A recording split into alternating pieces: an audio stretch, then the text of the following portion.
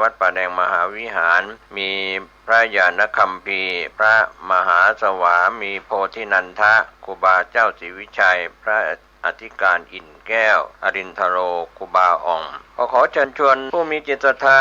มีเจตนาร่วมในข่าวครั้งนี้โอนเงินผ่านธนาคารกรุงไทยสาขาสุเทพชื่อบัญชีวัดป่าแดงมหาวิหารเลขที่บัญชี521064750สอบถามรายละเอียดเพื่อร่วมทำบุญได้ที่0818815690ก็เป็นโครงการปรับภูมิทัศน์และพัฒนาปรับพื้นที่รอบอุโบสถวัดป่าแดงมหาวิหารตำบลสุเทพอำเภอเมืองเชียงใหม่จังหวัดเชียงใหม่โครงการนี้เริ่มดำเนินการท่านที่จะร่วมบุญร่วมกุศลร่วมอนุโมทนาได้บุญได้กุศลได้ความดีโดยทั่วหน้ากัน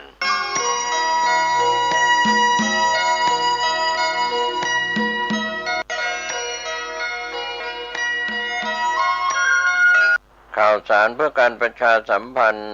ขอเชิญชวนนักศีลนักบุญทั้งหลาย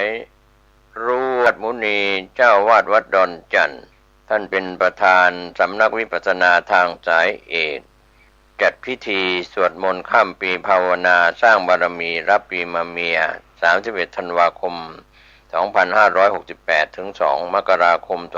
2569ณศาลาปฏิบัติธรรมทางสายเอกงานนี้สวดมนต์ข้ามปีตักบาตรรับปีใหม่ภาวนาสร้างบารมีจะรับปีมะเมียที่จะมาถึงรับปีมะเมียที่จะมาถึงเชิญชวนท่านที่อยู่ทางใกล้ทางไกลร่วมในพิธีนี้โดยพร้อมเพรียงกัน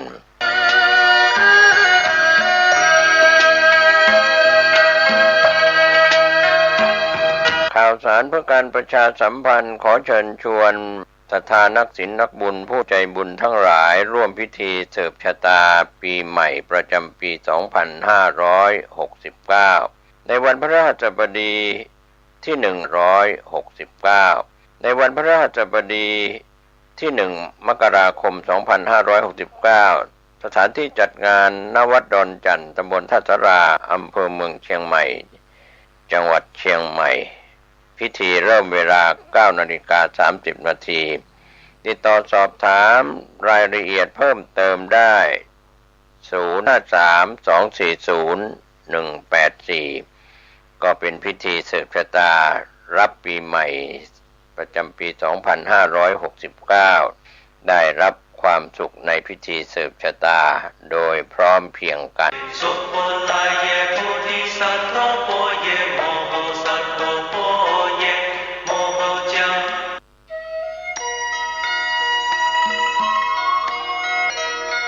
ข่าวสารเพื่อการประชาสัมพันธ์ขอเชิญชวนนักศีลนักบุญในคราวครั้งนี้นำปัจจัยบูรณวิหารเสาหน้าซุ้มประตูหน้าต่างทาสีรอบอาคารรูปปั้นพญานาคให้แล้วเสร็จต่อไปปัจจุบันมี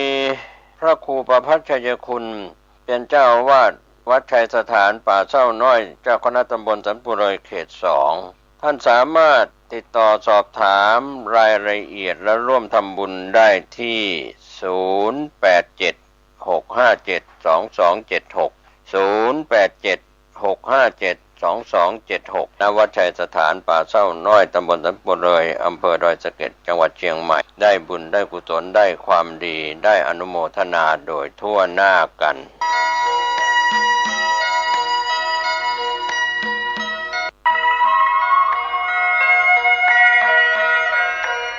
เชิญพี่น้องชาวพุทธร่วมเป็นเจ้าภาพสร้างห้องสุขาห้องอาบน้ำเพื่ออำนวยความสะดวกแก่คณะศรัทธาสาธุชนที่จะเข้าปฏิบัติธรรมกรรมฐานณวัดบ้านเราพระเจ้าตาเขียวพื้นที่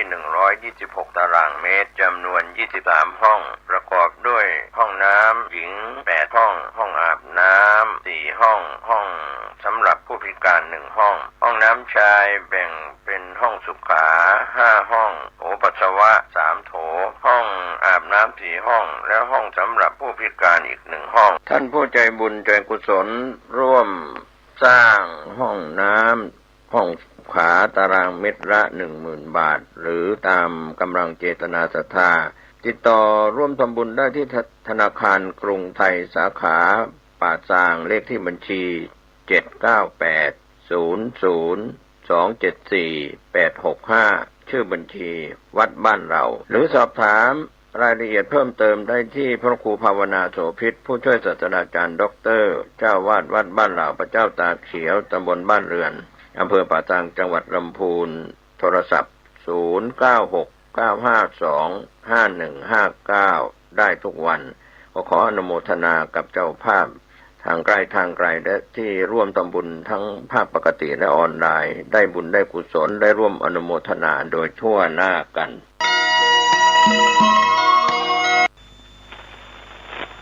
ก็มาพบมาพักกันอีก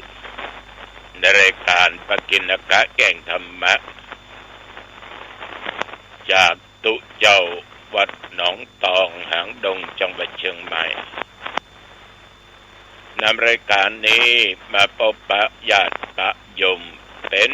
ประจำทุกวันในเวลาเดียวกันนี้และก็ทางสถานีวิทยุแห่งนี้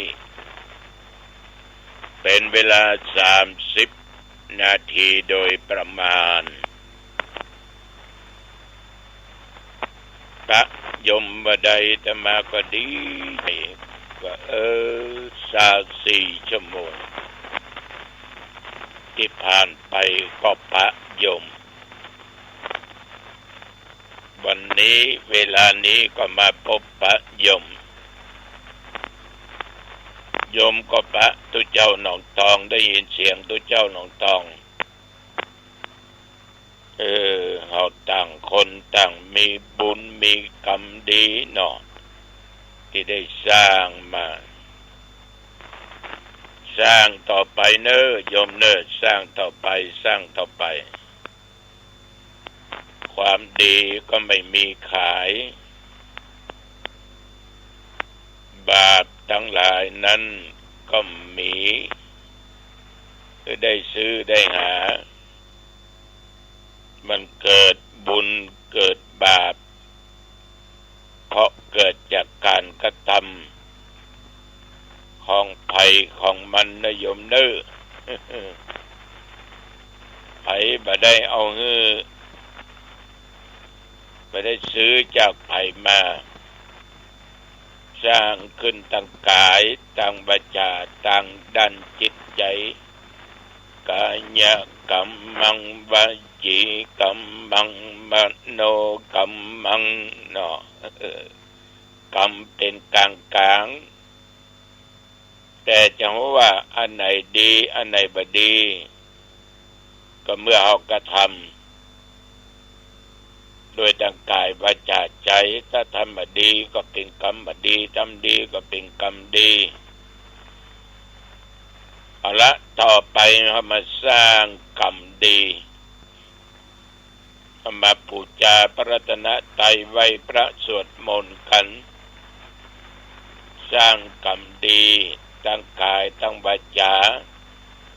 และทางด้านจิตใจได้ณบัดนี้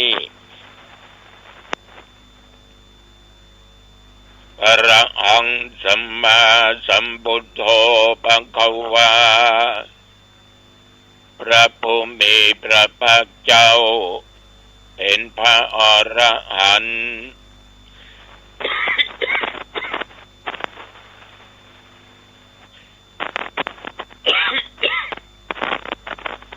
ดับเพลิงกิเลสเพลิงทุกข์สิ้นเชิงตรัสรู้ชอบได้โดยพระองค์เองพุทธังภควันตังอภิวาเทมิข้าพเจ้าอภิวาทพระผู้มีพระภาคเจ้าผู้รู้ผู้ตื่นผู้เบิกบานกราบพระพุทธสวากขาโตภควตาธัมโมพระธรรมเป็นธรรมที่พระผู้มีพระภาคเจ้าตรัสไว้ดีแล้วธัมมังนัมสสามิ ข้าพเจ้านมัสการพระธรรมกราบพระธรรมสุปฏิปันโนภควโตสาวกสังโฆพระสงฆ์สาวกของพระผู้มีพระภาคเจ้าปฏิบัติดีแล้วสังฆังนัมมามิข้าพเจ้านอบน้อมพระสงฆ์กราบพระสงฆ์นะโมตัสสะภะคะวะโตอะระหะโตสัมมาสัมพุทธัสสะนะโมตัสสะภะคะวะโตอะระหะโตสัมมาสัมพุทธัสสะนะโมตัสสะภะคะวะโตอะระหะโตสัมมาสัมพุทธัสสะพุทธังสรณังคัจฉามิธัมมังสรณังคัจฉามิสังฆังสรณังคัจฉามิตุติยัมปิพุทธังสรณังคัจฉามิตุติยัมปิธัมมังสรณังคัจฉามิตุติยัมปิสังฆังสรณังคัจฉามิตติยัมปิพุทธังส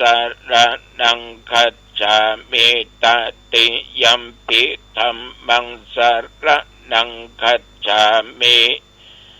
ตติยัมปิสังฆังสรณังคัจฉามิอิติปิโสภะคะวะอะระหังสัมมาสัมพุทโธวิชชาจารณะสัมปันโนสุขโตโลกวิทูอนุตตโรปุริสัทธัมมาสารถิสัทธาเทวมนุสสานังพุทโธภควาติยันโดนิมิตังอาบะมังคะลัญญาโยจามานาโพสกุณัสสะสัทโธปะปะคะโหโตสุปินังอากันตัง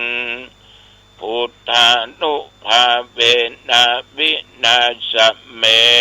นตุสวากขาโตภะคะวะตาธัมโมสันติติโกอากาลิโกเอหิปัสสิโกโอปันนะเยโกปัจจัตตังเวทิตัพโพวินยูหิติยันตุนิมิตังอาภะมังคะลัญญาโยจามนาโพสกุณัสสะสัทโธปะปะคะโหโตสุปินังอากันตังธัมมานุภาเวนะวินาศเมนตุสุปฏิปันโนภะคะวะโตสาวกสังโฆอุชุปฏิปันโนภะคะวะโตสาวกสังโฆญาญาปฏิปันโนภะคะวะโตสาวกสังโฆสามิจิปฏิปันโนภะคะวะโตสาวกสังโฆ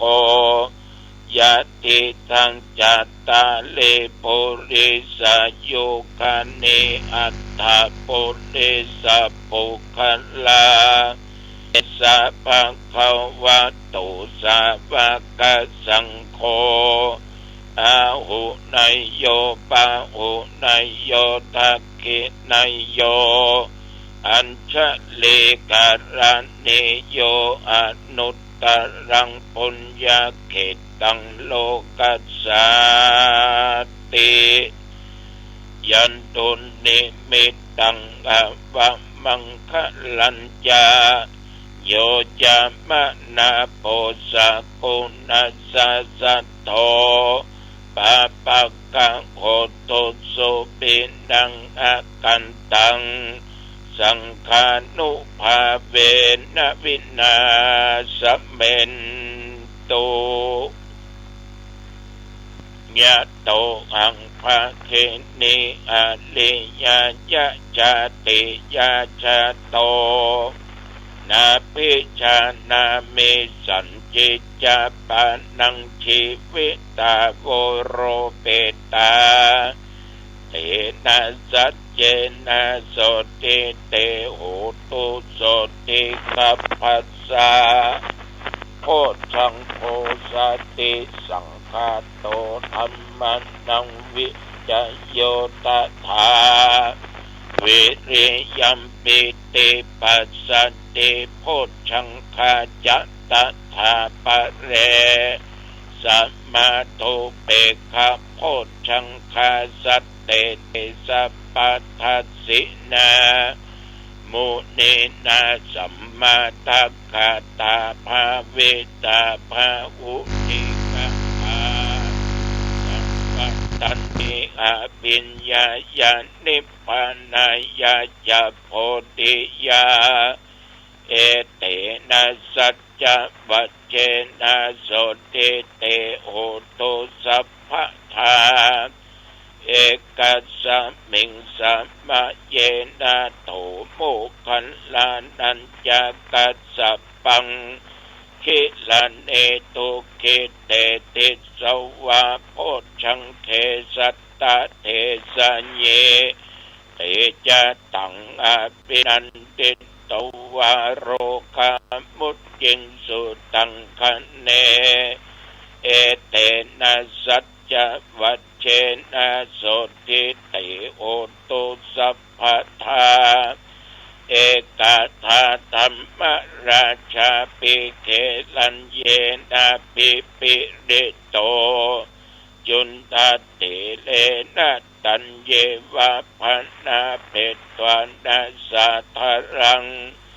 สัมโพธิโตวาจะอาภาธาตัมมาบุตตาสิธานะโส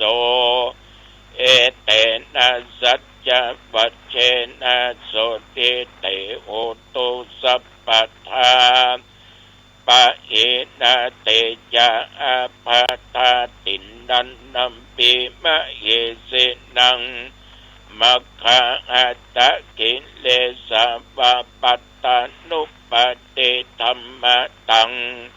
เอเตนะสัจจะวัจเจนะโสติเตโหตุสัพพทาสัพพตัวพุทธรัตนังโอสัตถังอุตตมังวัลลังหิตังเทวมนุสสานังพุทธเตเชนะโสตินานัสสันตุปัทถวาสเปตุขาวูปัสสะเมนตุเตสกัตตัวธรรมรัตนังโอสัตถังอุตตมังวรังปะลิลาอุปัสสะมะนังธรรมะเตเชนะโสตินานัสสันตุปัทถวาสเปพญาวูปัสสะเมนตุเตสกัตตัวสังขารตันนังโอสัตถังอุตตมังวรังอาหุนายังปะอุนายังสังฆเตเชนะโสตินานัสสันตุปัตถวาสเปโรกาวูปัสสะเมนตุเตนัตถิเมสรนังอัญญังพุทโธเมสรนังวรังเอเตนะสัจจะวัจเจนะโหตุเตชัยยะมังคลัง นัตถิเมสรนังอัญญังธัมโมเมสรนังวะรังเอเตนะสัจจะวัชเชนะโหตุเตชัยยะมังคะลังนัตถิเมสรนังอัญญังสังโฆเมสรนังวะรังเอเตนะสัจจะวัชเชนะโหตุเตชัยยะมังคะลังภวตุสัพพมังคะลังรักขันตุสัพพเทวตา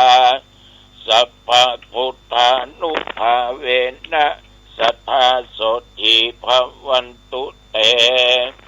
ภวตุสัพพมังคะลังรักขันตุสัพพเทวตาสัพพธัมมานุภาเวนะสัทธาโสติภวันตุเตภวตุสัพพมังคะลังรักขันตุสัพพเทวตาสัพพสังฆานุภาเวนะสัทธาโสติภวันตุเต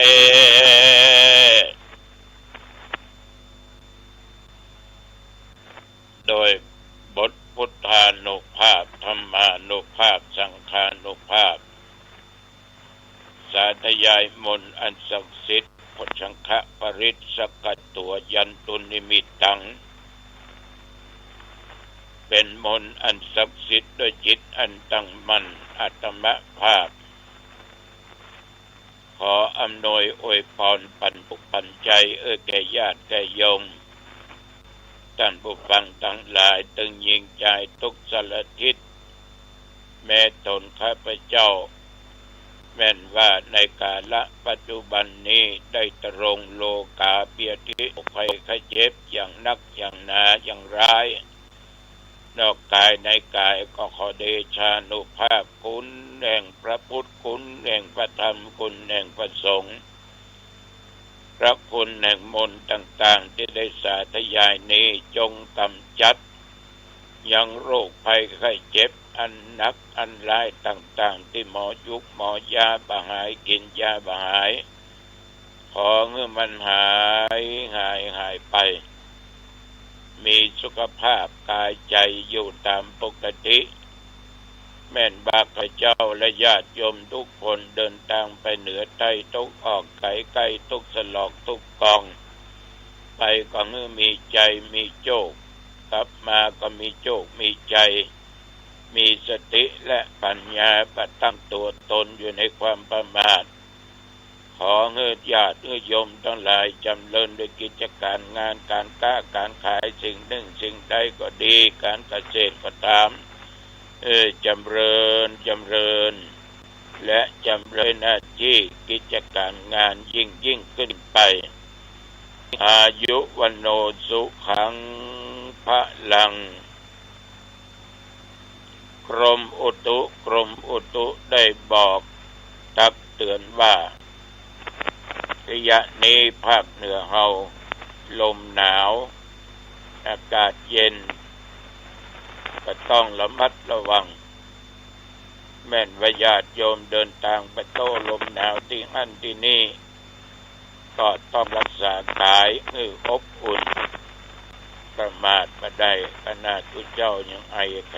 ลกไปตะกี้ขนาดเป็นตุนะยังไอนะอยู่ในห้องนอนแท้ๆพัดตุ้มตัวน่ะหนาวโลกวันนี้หนาวโลกยังไอพะกันนั่นแหละทุกอย่างมันจะเกิดขึ้นมันก็เกิดญาติโยมแล้วแต่มันจะน้อยจะนักหนาป้านหรือน้อยเดียวฉะนั้นก็ควรประมาทมีสติปัญญาควบคุมด้านจิตใจ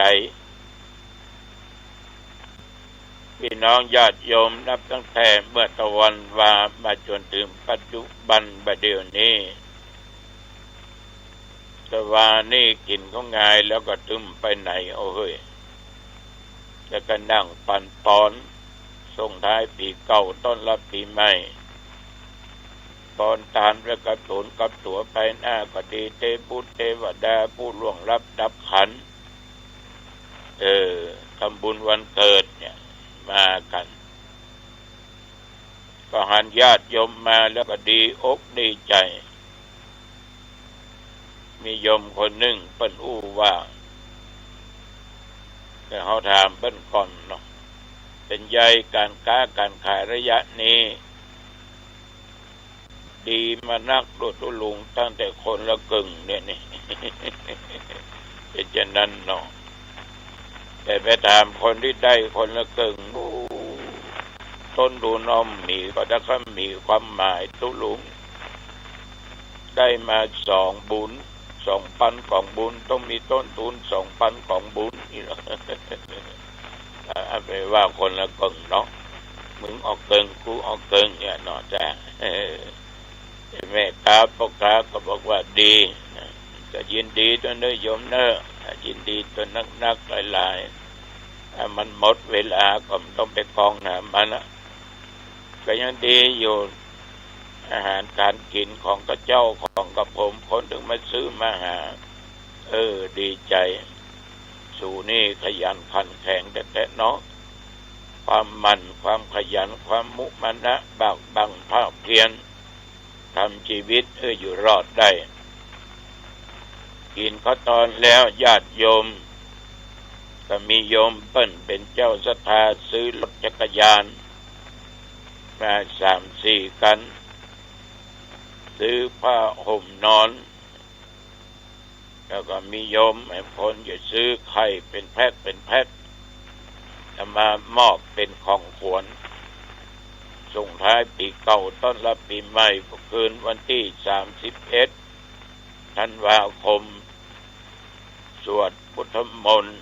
ข้ามปีเจริญพุทธมนต์ข้ามปีเจริญจิตภาวนาข้ามปีกระทำสิ่งที่เป็นมงคลเป็นมงคลสวดตั้งแต่ปีเก่าพดมาถึงปีใหม่เสร็จเรียบร้อยก็นำน้ำพุทธมนต์ประผายญาติโยมเป็นมงคลเป็นมงคลผูกข้อมือมัดมือแล้วก็จับฉลาก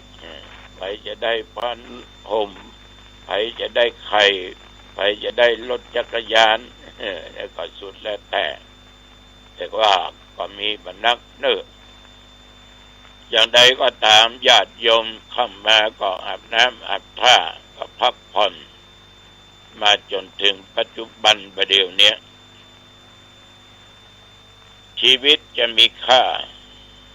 เมื่อเรากระทำในสิ่งที่ดี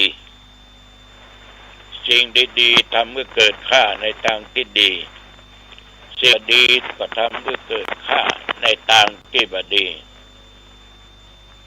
จะหมดปีแล้วนะ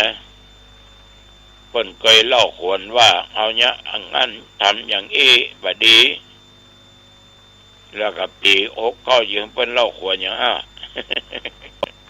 เปลี่ยนแปลงเน้อญาติโยมเน้อพอออกไม่ออกเอาพระพุทธเจ้าเนี่ยมาเป็นที่ระลึกอยู่เสมอคือใจเอานี้มีพระพุทธแล้วก็จิตใจเขาจะเป็นบุคคลที่เกื้อกูลมีเมตตาธรรมต่อบุคคลอื่นเพราะเอามีพระพุทธเจ้าอยู่ในใจเอามีสติเอาพระพุทธเจ้าอยู่ในจิตในใจเขาเอาจะระลึกถึงคุณแห่งพระพุทธเจ้าอยู่ตลอดเวลาพระคุณแห่งพระพุทธเจ้านั้นพระปัญญาที่คุณเคยอู้จาฟังว่าการได้เป็นพุทธเจ้าตรัสรู้เป็นสัพพัญญูพุทธเจ้าอันนั้นไม่ต้องมีไผมาเสี่ยมมาสอนมาบอกมากล่าวมาชี้มาแนะแต่พุทธเจ้าโกตมะของพวกเรานี่ตรัสรู้เองโดยชอบโดยวิยะอุตสาหะของพระองค์จึงได้ตรัสรู้ในสิ่งที่เป็นจริงฉะนั้นญาติโยมเขาจะต้องระลึกถึงพระคุณของท่าน การตรัสรู้ของพระองค์ท่านนั้นในพระทัยจิตใจใสสะอาดหมดแล้วซึ่งอาสวะกิเลสทุกชนิดในพระทัยเลยมัวหมองว่าเศร้าหมองมีกิเลสมาแปดมาเปื้อนใสสะอาดสิ่งเหล่านี้ทำมือเป็นพระพุทธเจ้าถึงวันนี้เอาทั้งหลายทุกคนอันไหนเป็นบุญอันไหนเป็นบาปอันไหนดีบ่ดีอันไหนล่วงแล้วตกนรกไปสู่อบายภูมิอันไหนปฏิบัติได้แล้วตามชาติเกิดมาก็เป็นมนุษย์สิ่งใดที่เพิ่นสอนว่าเขาทำแล้วปฏิบัติแล้วก็ไปเกิดบนเทวโลกได้เนี่ยจะได้จะงื้อพ้นจากวัฏสงสารว่าต้องมาเวียนว่ายตายเกิดพระพุทธองค์ก็ทรงชี้แนะชี้นำได้ทำมือดูญาติโยมคือการปฏิบัติตามหลักธรรมวิปัสสนากรรมฐานเหล่านี้เป็นต้นจนดับซึ่งกิเลสทั้งหลายต่างๆนานาเขาก็สามารถถึงนิพพานได้หลุดพ้นได้นิพพานังปรมังสุขังนิพพานเป็นสุขอย่างยิ่งฉะนั้นญาติโยมอยากมีความสุขอย่างยิ่งต้องพยายามเอามุ่งสู่พระนิพพานได้ด้วยการปฏิบัติตามหลักธรรมในทางพุทธศาสนามีศีลมีธรรมเป็นเบื้องต้นที่ตัวเจ้ากล่าวไปเน้อชั่วบดีละเนียอันใดดีก็เอาเข้ามาแล้วก็ประพฤติปฏิบัติให้ได้สิ่งนั้นแหละจะเป็นมงคลต่อชีวิตของญาติโยมทุกท่านทุกคนอายุวันโนสุขังบาลังพบกันใหม่โอกาสหน้าเจริญพรสวัสดีครับท่านผู้ฟังที่เคารพวันนี้ผม